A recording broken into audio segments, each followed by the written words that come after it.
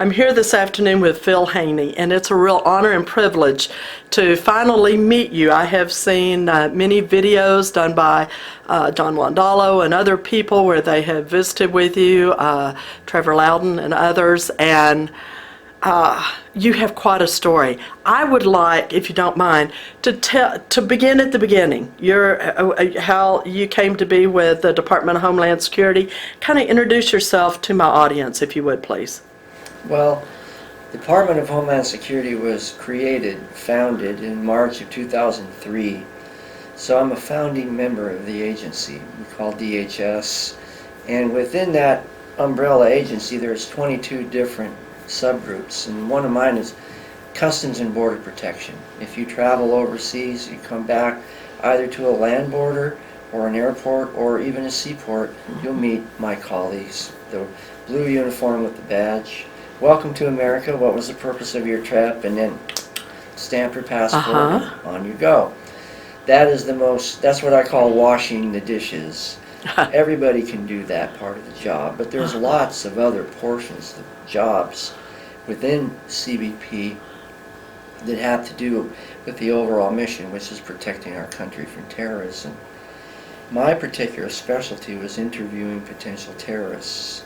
And we did that in what we call secondary. You go through the line, you have to wait in line with your passport and your papers, and then you finally get up there and you give it to the officer, and he looks at his computer all serious and might ask you, did you bring any fruit and vegetables back with you, or things like that. 95% of the people, right on through, it's normal. But there's a few that, sir, I'd like you to go with my colleague here to secondary. We're going to ask you a few more questions. Well, so then there's that small group that goes to secondary, and within that small group, there are people that are coming from parts of the world that are known to have possible links to terrorism. And those are the ones that I was a specialist in talking to. The reason why is because my first career was entomology. Field agricultural entomology. That's bugs. And I went to the University of California, Davis, California Agricultural School, and studied entomology. And then I went into the field and I ended up traveling all over the world. And the first crop that I worked in was citrus, oranges and lemons and so on, which are grown in very nice parts of the world, including some in the Middle East, like Israel and Egypt and other parts. So I focused on my career in entomology on the Middle East, and I worked in different foreign countries in that part of the world, started studying the language. I started studying the Quran because I was always interested in theology. I became a believer, a Christian, in November 7th of 1975, and gained a biblical worldview from that point going forward. Became interested in Israel, the Middle East, history, all of that. But I also worked in Muslim countries as well. And I started studying the Quran and strategy and tactics of the global Islamic movement, which at that time, before 9/11, no market value at all. Nobody really cared at all. It was like I might have been studying Klingon or Martian or something, because it just had no market Wasn't value relevant. until, as I'm sure you're going to guess, 9/11. And like everybody else in that moment of time, everything changed. Yes. And what I had been doing in the visible, meaning my career in entomology, versus what I've been doing in the more invisible area, theology and languages and such, switched. Wow. And I started focusing on counterterrorism because I had this background in the Middle East, in countries in that part of the world, and the language and the theology. And I came into the Department of Homeland Security as a founding member there in March of 2003, and immediately started doing intelligence analysis of trends and events that were happening in different parts of the world. And I would write them up, and I would send them up the chain of command. This is what Osama bin Laden was talking about, and this is what Hamas is doing. this is what the Council on American Islamic Relations is doing, and this, and this, and I would send these reports up the chain of command. Till finally they said, Mr. Haney, what are we going to do with you? You know, you're an agricultural officer, but you're doing counterterrorism work. We really don't know where to put you. So they assigned me to an intelligence unit, and I started doing intelligence analysis, including what we call targeting of passengers. Every flight that comes into the country has a list of the names of the people. And so you go through them and you check their citizenship, cross-check and see if they might have any what we call derogatory information. Maybe they have a warrant, any number of possible things. And then you'd have a big list, and then you'd have a little list. And then you would make a record and put them into the system, and now we're all the way back where we started. They would come up on the screen when they're standing in front of you, and there would be a little note, please send to secondary. And that's where we started. I would be the one that would interview these people. And it turned out that because of my background and familiarity with Islam and the language and so on, that I was really good at it. And eventually, I worked my way right out of the port of Atlanta and right up to the National Targeting Center in Washington, D.C., where I worked it's what I call the secret squirrel headquarters of DHS. The secret squirrel headquarters. Okay. Where all the secret squirrels are. Uh-huh. It's just like in the movies. There is a big room with really large screens with Fox over here and CNN over there and another channel over there, all going at the same time. And then we would all have a desk about this big with 4 big screens with about 15 programs that we ran, like juggling simultaneously. Wow. Real high speed job. Not everybody was cut out to do it. And just like at the port, as I mentioned, that was just the basic job. Then behind that basic job were specialties. And I ended up in what was called the Advanced Targeting Team, which is just exactly that, advanced. And I worked on a case that was called the Tablighi Jamaat Initiative. And in our secret squirrel language, an initiative means it's a global level case. Okay. There's a case, that's a person or maybe an organization. There's a project, which might be state or national level. Okay. And then there's the initiative, which is the whole world. Wow. Okay. And this group, called Tablighi Jamaat, is a global level organization. They originated out of north central India, but it's very similar in orientation to Wahhabi Islam from Saudi Arabia. And they're in fact closely affiliated. When you hear about the Saudis funding madrasas in different parts of the world, in most cases they're funding the Tablighi Jamaat madrasas. So that's the group that I worked on.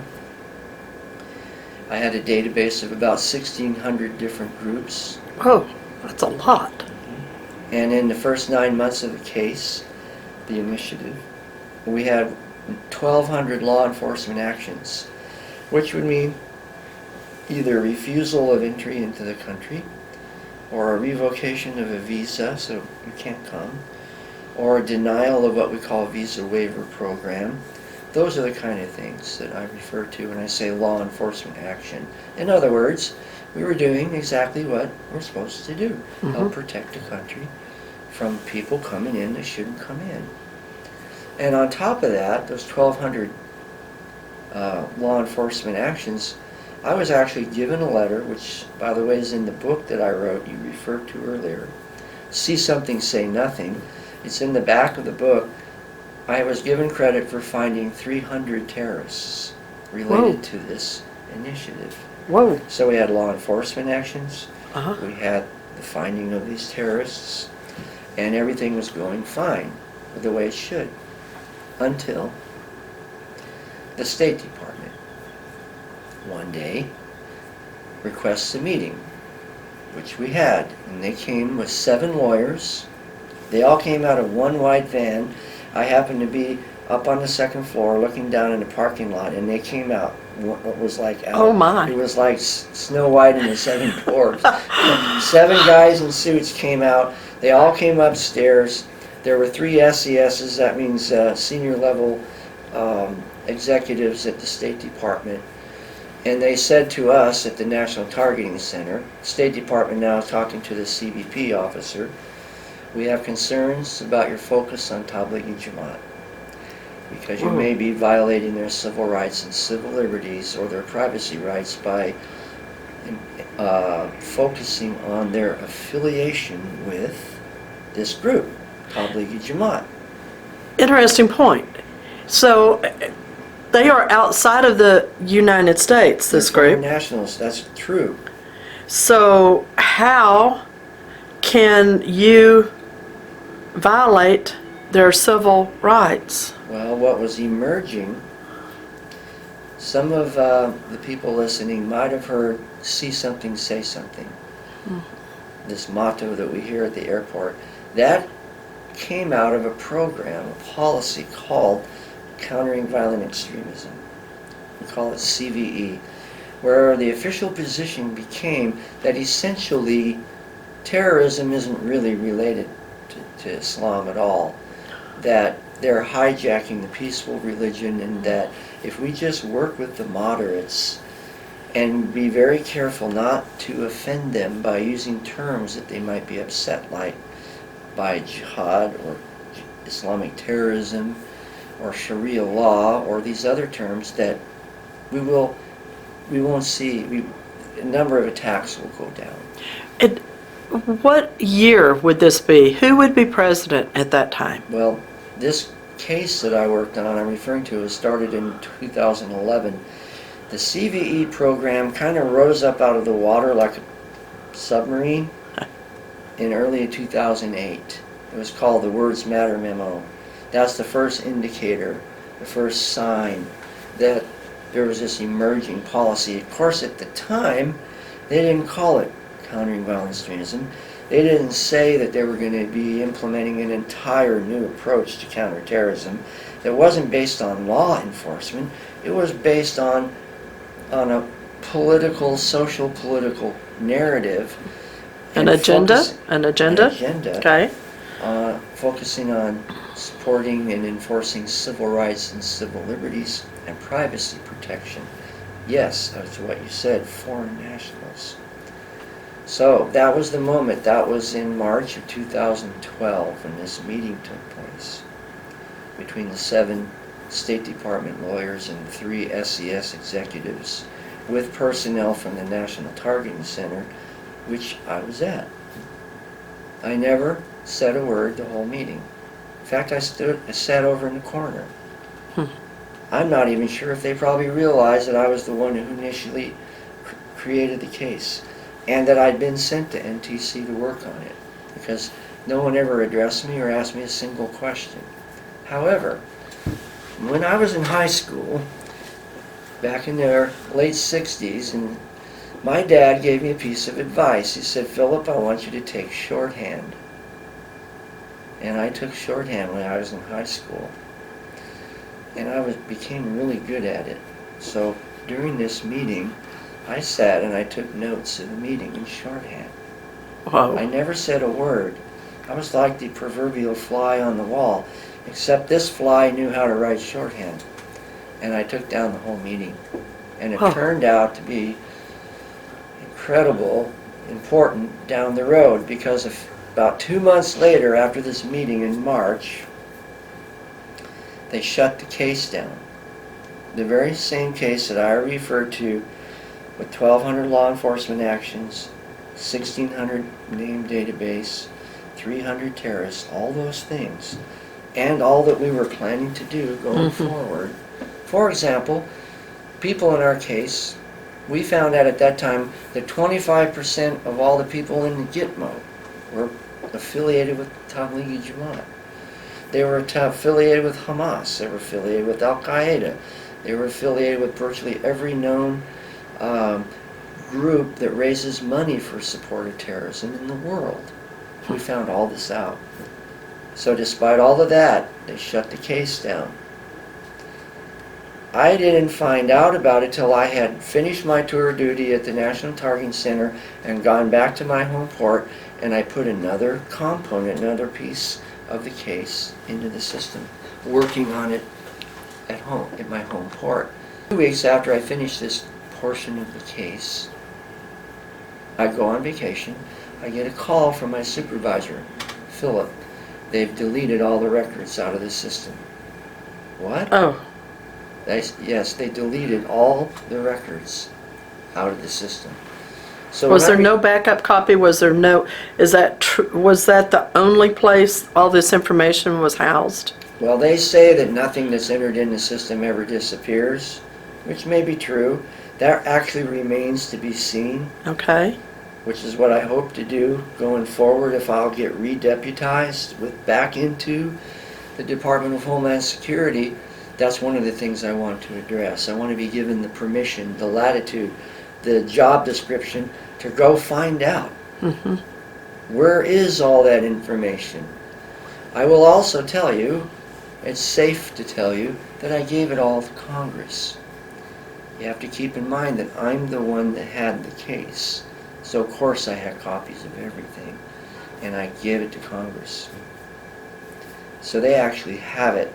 And that's another big question mark, is what is going to happen in the weeks and months ahead Yes. as we drain the swamp to that information that's still like a book on a shelf sitting there waiting for somebody to take it back off and open it back up again. Wow.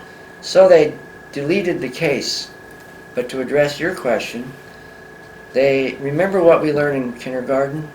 Always look both ways before you cross the street. Yes, sir, I do. Well, they forgot to do that. Uh-oh. Because what they didn't seem to remember was that you can tag your records. When I say tag, I mean there's an option within the system. It's a 0 or it's a 1, and if you put the 1 in there, you get an email every time somebody looks at your record. Oh, okay. Which Okay. I did because I wanted to see what kind of activity was going on with my colleagues that were working on. Exactly. That's how Exactly. it's supposed to work. Right. That's called connecting the dots. Your colleague in Chicago, Officer Haney, we just got one of your guys at our port. What do you want us to ask him? We'll ask him what his dad's name is, what mosque he went to, what countries he visited, just a whole range of normal law enforcement questions. And then maybe an hour later I get a little report, boink, come back to my email where this is what we found out. And then I would take that information and I would add it to the case Sure. and upgrade. It's like building a wall, Yes. a real true wall around the country. That's how you build a real wall of defense of the threat. Well, they deleted all that information out of the system completely. Or so they thought. Because I tagged my records. And that means that every time they did the function keys on the keyboard to delete them, they come back to me. And I got a string of emails in my inbox with the exact moment and the person who deleted Did them. it. And I kept it. Now you start to think about, wow, I remember that meeting back at the NTTC back in March when they were expressing concerns about our focus on Tablighi Jamaat. Now I see what they really were intending to do. They were going to shut the case down then, and they did it. As soon as I left, they shut it down.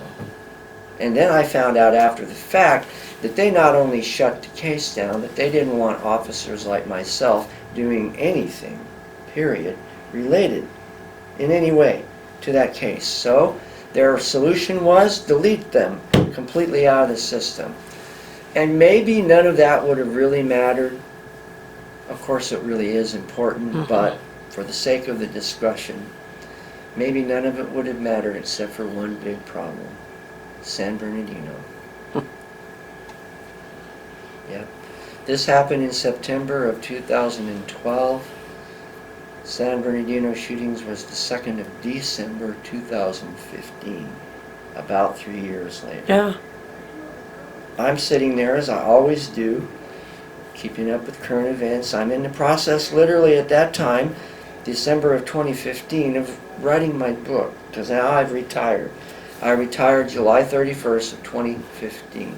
I was old enough to retire, which in itself is an incredible story because I was investigated 9 times by my own agency. And at any point along the way, it could have all been over. If I had violated, subsection 2.3-7, some unknown rule, that would have been it. That would have been all they would have needed to say, Mr. Haney violated this law, he's unreliable, don't listen to anything that he says, Wow. But through God's grace, and I say that with complete understanding of what that means, there's no way anybody could have navigated through being investigated by the power of the federal government 9 times. Most of these people you see in the news don't survive one. No. They're gone. They resign. Sometimes out of honor, but sometimes not out of honor. Yeah. But all that time I went through all these investigations over a 10-year period and was actually able, again by God's grace, to survive and retire honorably. I still have my badge and my credentials. It even has a little retired stamp on it. Very good. So back to San Bernardino, I'm looking at the news. Of course, I'm curious like everybody else. I have a different perspective because that was my job, and I have maybe more insight than the average person. Absolutely. Because this is what I did for a living, and then all of a sudden the picture of Syed Farooq comes up on the computer screen. This is the suspect, the alleged shooter in San Bernardino, and then here's his wife. Oh, and by the way, he went to this mosque in San Bernardino called Darul al-Islamiyah San Bernardino. Darul al-Islamiyah, I yelled at my computer screen, that's my case! It was related to the case that they shut down 3 years prior. And that was a moment. I'm not even sure how to put it in words. Can you imagine sitting there looking at this, the aftermath of this attack, individuals affiliated obviously to me with Tablighi Jamaat, the group that I worked on, Yes. a mosque that was affiliated to the database that I worked on, sitting there thinking, I wonder what would have happened if they hadn't shut the case down. Yeah. That's a fair question, right? True. Now, any of you that know cop, don't sneak up on them and ask them, but if they're sitting in their car someday and they're just writing tickets, or if you see them at a coffee shop having a donut, because you know cops love donuts, ask them, sir, do you believe that you can stop crime? They're going to look at you like, what do you mean, do I believe we can help stop crime? Of course I do, otherwise I wouldn't be a cop, would I? So is it boasting for a federal law enforcement officer who took the vow to protect our country from threat, both foreign and domestic, Yes. to say that possibly if they had not deleted that information out of the system so that nobody could see it anymore, that maybe the individual that interviewed Syed Farooq when he found out that he was going to this particular mosque that was in this case, that was still in the system, one thing would have led to another, and he would have ended up in secondary having an interview, and maybe the FBI would have come in and asked him, Mr. Syed, what have you been doing over there in Saudi Arabia or whatever? And you, Miss Tashfeen Malik, how about you? That's how it's supposed to work. Yeah. But it didn't work. And then can you imagine a few months later when the Orlando shooting happened? And lo and behold, the mosque that Omar Mateen attends in Fort Pierce, whose his own father was the vice president of, was also in the same network. Wow. Now we really have a problem. Because the federal government is maintaining an open narrative in the public arena that there's no way we could have stopped it, nobody knew who these guys were, we didn't have any signs or indicators, all false. It's the same administration still in place. That's right. The same one that investigated me 9 times the same one that took that very same information out of the system and didn't bother telling the American people, oh, by the way, we deleted all that information out of the system 3 years ago. Mm. Now you understand why I have to continue forward. Because if I did take the vow to protect our country, which I did, I have a duty and an obligation to see this through until it does get resolved. And I'd like to make a declarative statement. We're going to put it on the record, so to speak. If we don't address the decisions and the policies and the directives that made, and the people that made those decisions to eliminate that information out of the system, it's like a mathematical certainty we will have more attacks. Now, can we guarantee that we can stop every other attack that might ever happen? That's not even the point. No. No one will fault you if you do your utmost, and things still happen, will they?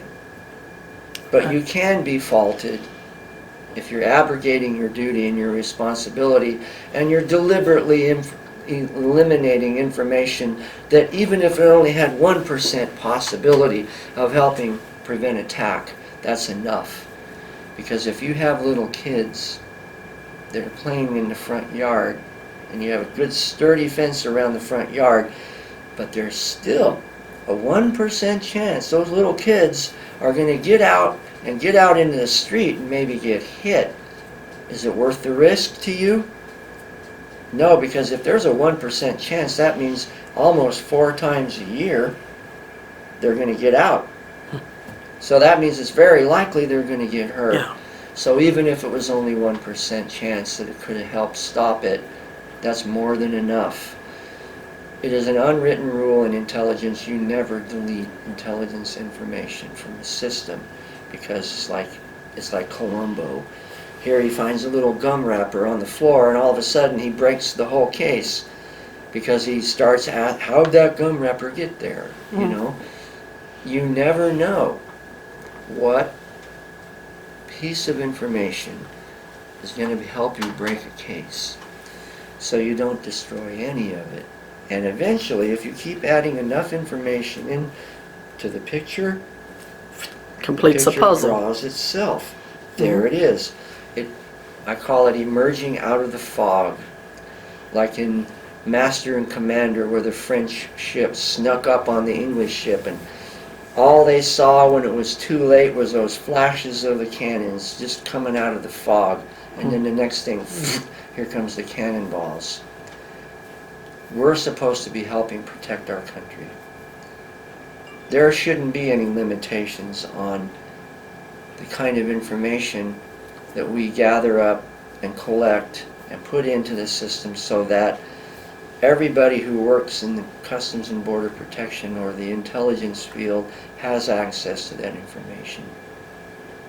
It's like we should have 20,000 intelligence officers working at the front lines of our country.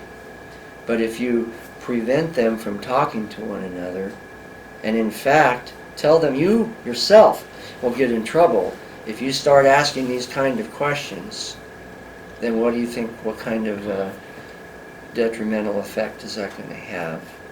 What do you think was behind this change in how the agency operated? I've been asked that question so many times. I can imagine. And I thought it's really a fair question. It's not an easy question. It merges into the abstract. You're talking about ideas, ideology, motivation. But I have a habit of reading out of the Declaration of Independence when I speak in public, especially in the run-up to the election. Because people would always ask, Mr. Haney, is there any hope? Yes, there's hope. Of course, this would be a pretty boring book tour if I told you a bunch of really scary information and then said there's nothing we can do about it. It is still a government of, for, and by the people. Yes. The federal government has a role to play, but so does the grassroots. And if Yes. we reach toward each other, we might actually connect sometimes, and then the government will work the way it was designed to work. But it will not work if both sides aren't involved. And you can't really just sit around waiting for the federal or the state level government to do and address these challenges for you. You have to be part of the process. Yeah. So in order to encourage people, I would read the portion where it says that our Creator instituted government among men in order to protect the life, liberty, and pursuit of happiness that He endowed us with, those inalienable rights. If in fact you believe in the Creator and you take it at face value that He actually instituted government among men, then we are among those men. It's part of our responsibility to participate in the government that He instituted. But it also says in the Declaration that we have the right to alter or abolish this current form of government and change it to one that is more suited to our goals, our needs. And it's when it struck me, the progressive leftists and the Islamic that want to implement Sharia law are seeking to alter or abolish the current form of government and institute a new form of government that they define as more inclusive, more diverse, more fair. You fill in the blank. And that's what they're going about to do. And they decided, within this hyper emphasis on diversity, inclusion, and all those other adjectives we hear, that they were going to extend civil rights and civil liberties that are derived from the Constitution not only to American citizens, but to foreign nationals. Not only civil rights and civil liberties, by the way, but also privacy rights. Which then leads you back to the reason why, from their perspective, they deleted all the information out of the system. And you might say, that's a bold statement, Mr. Haney. How do you know that's true? Pretty easy. I was investigated by the Department of Justice. They convened a grand jury to find probable cause to indict me on criminal charges. Would you like to know what the pending criminal charges were? Please. Violation of the Civil Rights and Civil Liberties and Privacy Act of foreign nationals. They were going to use me as a test case. Wow. To say, that's the kind of officer that we will absolutely not have in federal service. He's trampling on the civil rights and civil liberties of these unaccused foreign nationals, implying that they're part of some terrorist group, and that he's obviously a biased, racist Islamophobe, and we're going to make an example of him. And again, you might say, well, really? Were they that plain spoken about it? Yeah, they were. Because before Eric Holder retired or left DOJ, he left a legacy to us in the law enforcement community. It's called New Guidelines to Federal Law Enforcement Officers. It was published November of 2014. And in it, it specifically instructs us to not build cases off of affiliation with religious groups, meaning Islamic groups. So all these pieces start getting put into place. And then now, a year and a half later since I retired, virtually every day see headlines on the global big screen pointing back to something that happened in the book. And on top of that, with help of Judicial Watch in Washington, D.C., have FOIA'd my own case, Freedom of Information Act. And you hear a lot about emails. Mm-hmm. Well, they exchange emails in this case too, and we got copies of them. Now I have the Rosetta Stone to the whole story. It's kind of weird, I have to tell you, to be reading FOIA documents about yourself. Oh, I can't imagine. It's really weird. I mean, it's creepy weird. It's also you got to really swallow hard, because you find out what your own supposed allies and colleagues say about you that they, I suppose, never expected anyone to hear or read. Sure. And I found out that there was virtually nobody that was anywhere near supportive of what I was doing. And they were all more than willing and able to say, yeah, that Mr. Haney, you know, he exaggerates, he's reckless, he makes stuff up. I never did any of those things. And it is now, on the other hand, to the other side of the coin, satisfaction, or it's not satisfying exactly or gratifying, but there is something about seeing yourself proven right by the force of history, not just somebody's opinion. Because I didn't really need that to be assured that I was correct, but when you see subsequent events unfold, Horrific months, weeks, events, and years after, and realize, again, by God's grace, He gave me the insight and the ability to see through the veil, if you will, and to actually put it in writing, right into the law enforcement database, that this group and this individual were a threat to America, and then have it come to life. That's a very deeply moving kind of experience, to be part of history. So the point is that the story's not over. What I wrote about in the book has not been resolved yet. Yet every day something new comes out, if not every day, pretty often. I have the new cache of documents from FOIA, and now new Director Kelly of DHS is beginning to put out a series of directives undoing the policies that were put in place by the Obama administration. And in so doing, the language of these memos, of these directives, proves that I was investigated illegally. Because if Secretary signs a memo, Kelly signs a memo saying, we are now going to bring Privacy Right Act back into alignment with existing law, then what does the meaning of those words imply? That up to that point, when he signed that directive, which happens to be on the 20th of February, 2017, it's safe to imply that the Privacy Right Act was not in compliance with existing law, which means by default, if they were investigating me for violation of privacy rights of foreign nationals, that it was illegal what they did. And it was also illegal to remove the information from the databases too, which is the reason why they did it. So now, here we are. Today is the 15th of May, 2017.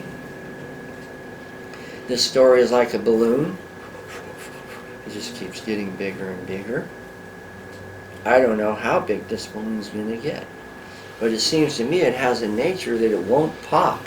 It's just going to keep getting bigger and bigger. That's kind of scary, because if it does, depending on the size. And that takes us back to my earlier declarative statement, that if we don't resolve this case, the policies and decisions that went into deleting all this information and investigating individuals like myself, I wasn't the only one. There weren't a lot of us, but I wasn't the only one either. If we don't resolve this, what's the inevitable result going to be? That means we're blind. Exactly. We're missing something. The big scary monster is going to creep up on our blind side and take a big bite out of us.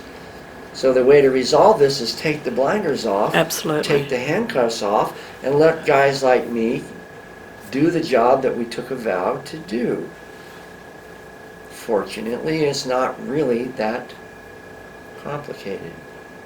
Do you feel hopeful with the new administration? I feel tons more hopeful than I did if the other person would have won. Oh, yes. Oh, yes. Now, is everything that I've seen happening in the new administration what I hoped would happen? No.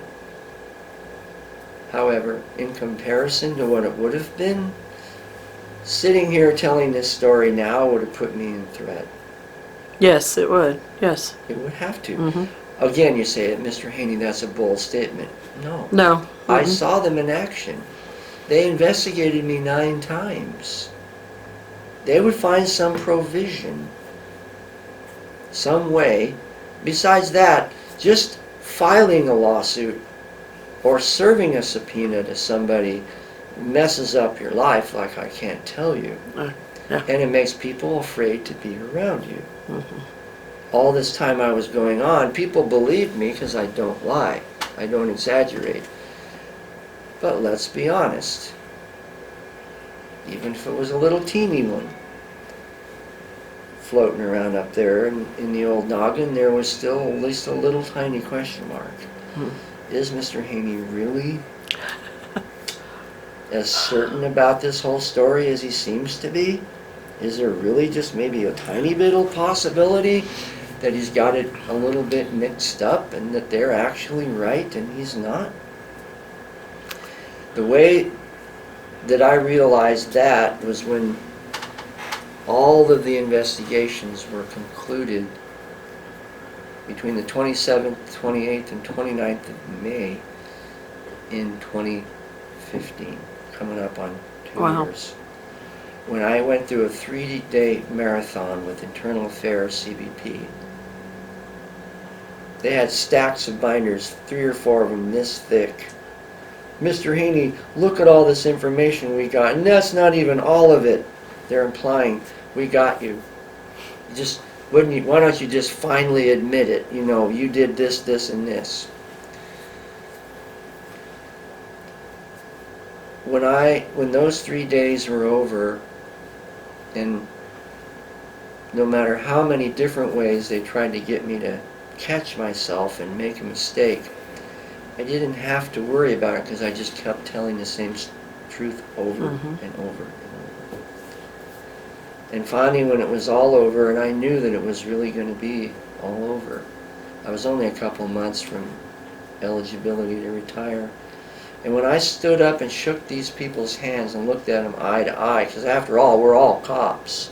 They're working on a case. I was certainly familiar with that. It just happened to be that I was the one that the case was about. At that moment, when I walked out that door about 3:15 on the 29th of May, and I just heard the voice of the Lord, it is finished. It's over. Wow. It's over. Yeah. And the first, see, I was banned from talking to my friends in Congress, like Mr. Gomert from Texas, because they were serving subpoenas to them too. Wow. And they couldn't talk to me because it would be seen as collusion or interference with justice, even though it's technically not really legal for them to serve subpoenas. They can try it, but they're not really supposed to. Wow. Congress can take immunity based on their position as a member of Congress. Anyway, when it was all over, I started calling my friends in D.C. and across the country. And it was their response that told me that they had been worried. Wow. That little question mark really was floating around. I basically characterized it as a chorus of hallelujahs went across Washington. I could feel the relief in their voice, which meant, what? They were worried. Yeah. They never really were careful about it around me, but you can't blame them. Look at the way these people operate now. Everything if President Trump wanted to establish a commission to prove that the sky is blue, practically, they'd oppose it. I don't think he's made a single statement yet or suggested a single change in policy yet that they haven't opposed. Yeah.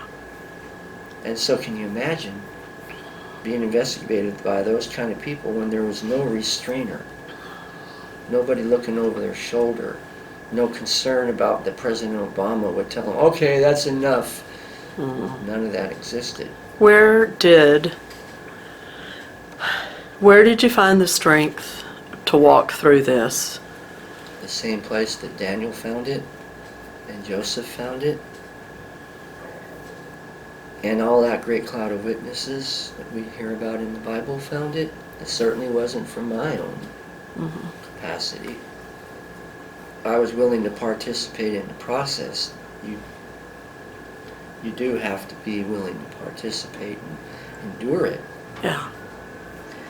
But to choose not to, Well, what I'm trying to say is to say, yes, Lord, I'm willing. And then to have it go on for month after year, 10 years straight, unrelenting. Not only did it not go like this, it went like this. It got worse and worse and worse. Before it was over, in September of 2014, this is what, 9 months before the final culminating interviews I mentioned, they literally took my gun. They called me into a little room. They said, Mr. Haney, we need your weapon now. I said, how do you want me to hand it to you? Why would I ask a question like that? It's a pretty tense situation when somebody asks you. And I'm surrounded by my own colleagues who are also that have armed. their guns, yes. I'm not going to make any sudden moves at this point. Oh, man. If they think that I need to be relieved of my weapon, then there's an element there. So I said, how would you like me to hand it to you? Do you want me to drop the magazine first, or what? It's like when you reach over to the glove box and the state trooper pulls you over. You do it very carefully, don't you? Yes. Okay, I'm reaching for the glove box. I'm going to take it out now. Here's my license. I did it the same way, very carefully. I took it out, I dropped the magazine, I turned it sideways, and I handed it to them like that. And they cleared the chamber. And then they say, we want your magazines too. We're cutting off your access to the systems. You have no longer. And we're revoking your secret clearance. And we're going to put you in a little room off-site until this investigation is finished. And so that's how I spent the last 11 months of my career. And they never even had the courtesy to really explain to me exactly what. So you would show up for like work and be in an I sat in a little room? cubicle with no assigned job duties. My only requirement was to show up for duty every day and then go home. That was it. Now it was kind of like a gift from the Lord though, because I used it as a sabbatical. Oh, cool. And I organized all my papers, all the files, got everything ready with the expectation, the positive. I mean, I wasn't sure, but I was hopeful that I would actually be able to retire. Nothing was certain. But I did it in faith, and I got all ready so that when I was retired that day, the 31st of July, I literally drove to Washington, D.C. And that following Monday morning, I reported to duty at the Center for Security Policy, and I took a job in the civilian arena, and I started working on facing the nature of the threat from a civilian perspective, and speaking and writing articles. Then I put the book together. The book was released formally on the 24th of May. We're coming up right near a year now, and I've been on the road virtually full time since before the book was actually. I started in April of last year, and I really haven't stopped since, and I don't intend to. Now, Are people awakening to the truth of what our country really has been under? And do you feel like somehow we can begin to regain and recapture our country? To do it, we need to have what we hear about a lot in the faith community. We talk about revival quite a lot. And it's true that we do need a revival. There's always room for revival. But yes, the kind of revival that we need is a constitutional revival. Oh, yes. Now, if you're not a person of faith, but you are a valiant defender of the Constitution, you may or may not realize that the Constitution itself is saturated with biblical values. So if I am a person of faith, I already recognize through the language that the Constitution and the Declaration are saturated with biblical values, which means even if you're an atheist, you say you are, but you're a valiant defender of the Constitution, and I am an evangelical, but I'm also a valiant defender of the principles of the Constitution. We can be natural allies, and we should be, because our country is a constitutional republic. And so what we need is a revival of our, like Paul said, to apprehend what I was apprehended for. As citizens, we are also commanded to live peaceably as possible with all men, and to be citizens of the country, good citizens of the country that we live in. But with the case of America, that's not such a hard thing to do. It's a wonderful form of government that we have. It's complementary to the Bible. It doesn't contradict it. So, what we need is for people to become involved. You don't need to wait for the federal government to swoop in like the guy on the white horse and resolve all your problems. They never will, even under the best of conditions, because the federal government is not designed to address state-level problems. That's the 10th Amendment. States are intended to address their own, and towns and communities. Each one of us lives within community. That's where you should start. Maybe you're interested in the social arena, which in this case, the flashpoint at this current time is immigration reform. Because aren't we always told the reason why we need so much more immigration is so that our country will become more diverse and inclusive? Isn't that what we hear? Well, you may not be interested in that. Maybe you're interested in the political arena. Well, the flashpoint for that arena going forward is going to be our sovereignty, meaning the sovereignty of America, and in particular, our relationship with Israel.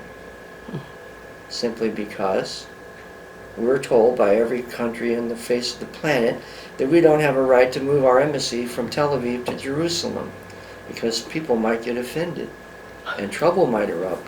That's our sovereignty. They're telling us that we don't have a right to exercise or a right to develop a relationship with another sovereign country, in this case Israel, and put our embassy wherever we wish to. That'll be the flashpoint there. And the flashpoint in the third arena that you may want to become involved with is either the law enforcement or military.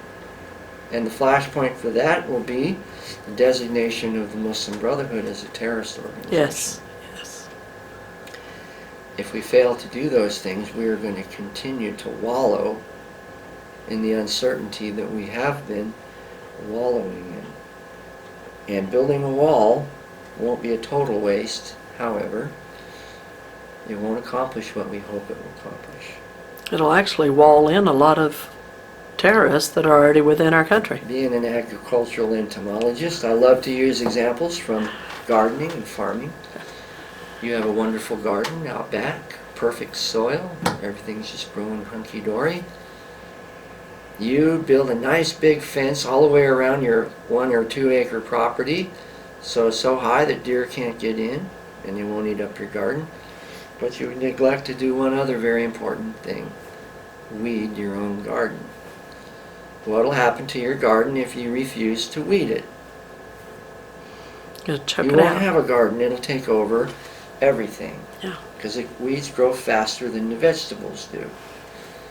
So we can build a nice wall around our country, but if we don't address those plants in the garden that will eventually, according to their own stated purpose, take it over, then building a wall around it's not going to help us that much, is it? And conducting tactical operations in foreign theaters, foreign countries, won't help us very much either if we still neglect to weed the garden. Yeah. So that's what we have to do. What do I mean by weeding the garden? Well, that's also easy to define if you understand the Constitution. Let's take it down to the nature of the threat. It's not terrorism. It's Sharia law. Yes. Terrorism is a tactic, a way of accomplishing. Sharia law is the stated purpose of the global Islamic movement. Every single Muslim group organization that operates today has exactly the same strategic goal: implementation of Sharia law. What they vary, what is kaleidoscopic, even they argue about, are tactics. How exactly do we do it? Do we attack them, or do we saturate into their society? And in our case, America, their most successful approach tactically is to saturate into our society. And that's exactly what they're doing. And that takes me back to the three arenas. They're saturated into the social. They're driving the immigration argument. They're saturated into the political.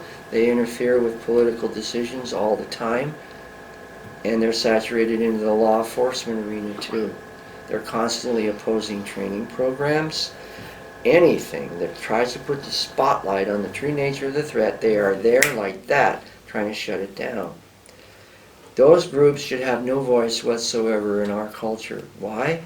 Because they've already been proven in federal court. I'm talking about groups like CARE, Council on American Islamic Relations, Islamic Society of North America, many others, have already been tied in federal court right here in Dallas, Texas, Holy Land Foundation trial, to be known affiliates of Hamas. We've known it for 10 years now. So why on earth are they allowed to have any influence whatsoever in our social, our political, or our law enforcement arena? It has nothing whatsoever to do with freedom of religion. First Amendment is an Article 6 issue. Article 6 says that the Constitution is the supreme law of the land, and that the judges of each state shall abide thereby. And haven't we been seeing in Ninth Circuit Court and other circuit courts an abrogation of that basic principle? Yes. And that judges are making rulings based on their own subjective opinion, but never addressing the foundation, the legal foundation of these directives and EOs, executive orders, that President Trump's administration is putting out. That's an abrogation of their duty. It's unconstitutional what they're doing, which goes back to my other point about revival. Yes. The reason why judges are doing this kind of thing is because they've been allowed to for far too long. And it's kind of like Bernie Madoff. Bernie Madoff defrauded people of multiple hundreds of billions of dollars. But if there weren't 10,000 times 10,000 other little Bernie Madoffs that went along with it, along the way, there would have never been one big giant Bernie Madoff. He would have never been able to accomplish what he did. The same within our political structure. Allowing people to abrogate their constitutional duty and then get away with it is to our own detriment. And that's why we need a constitutional revival. And now connecting that to Sharia, if the U.S. Constitution is the supreme law of the land according to Article 6, while Sharia law defines itself, it self-defines as superior to all other man-made forms of law, including the Constitution, then there's our point of conflict right there. It's not a First Amendment issue. And another amazing thing is the Constitution is actually a book, along with civil law at the state level. Texas civil law, Louisiana civil law, they're all in a book, an actual book. And so is Sharia law. You can literally lay them both on the table and compare word to word. There's no reason why we should be arguing endlessly about subjective terms and meanings of words like diversity and inclusion, and subtle meanings of words from the Quran, like what does jihad really mean, when you actually have the volume of Sharia and the volume of the Constitution that you can compare side by side. And whenever there comes a point when they're contradictory, then it's incumbent upon us as citizens of America to choose the Constitution. Correct. And I think if you look at it that way, it simplifies the whole argument dramatically. it takes that worrisome aspect of violating the freedom of religion out of the equation and puts it into, our forefathers were geniuses. They foresaw these kind of things to happen. And one of the things they foresaw is that there would actually come a time in our country's history, then there would come a debate about what form of government we wanted to live under. And they preempted it by saying in the 10th Amendment, Wow. not the 10th Amendment, Article 6, that the U.S. Constitution would be the supreme law of the land and that the judges of each state should abide thereby. They preempted the whole argument. It isn't that complicated. But we have gotten so far away from the center, what our principles our country was founded on, that we have lost our way.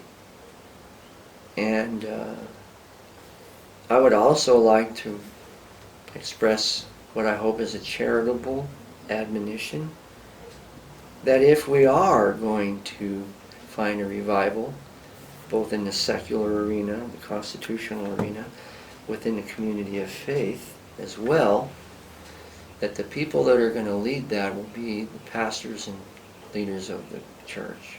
Yeah. If it doesn't start there, it won't happen. Because you can't expect people who are not part of the faith community, who overtly say they don't believe in the Creator, to self-revive themselves. They're not going to do it. They need a catalyst. And that would be the supernatural help of the Lord Himself.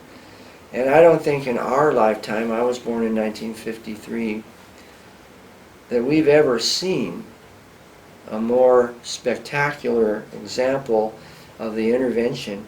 After all, the Lord Himself is the author of history. He instituted government among men to protect the liberties that He endowed us with. I don't believe that we've ever seen a more spectacular intervention into the affairs of men than this past election. So are we going to forget it? Are we going to let our eyes glaze over again? I pray not. So do I. So that's why I'm hopefully offering a admonition, pictures of silver in frame, pictures of gold in frames of silver. If it's not done, the leadership in the faith community will be held accountable. That's what the Bible teaches.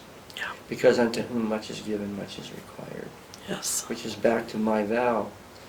Everybody listening who has ever taken the vow to help stand up and protect the liberties of our country, even if they're retired, they're not any longer active duty, still have the sense of duty with the vow. There was no end time stamped. Their vow is not retired. Yeah. I retired from federal service, but my vow is not retired, which means I follow now where my vow leads me.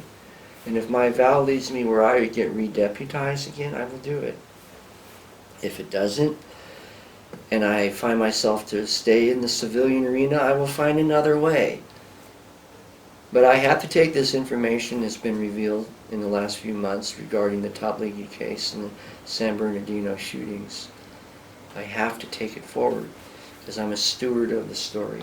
It's not my story. It's not about me. The story is about our country. Yes. It's a great honor to be the steward of the story. But it also came with a great price. And so in order to maintain that position as a steward, a guardian of that story, I have to maintain my own personal integrity. Because if I shipwreck myself, Yes. I also destroy the integrity of the story Yeah. at the same time.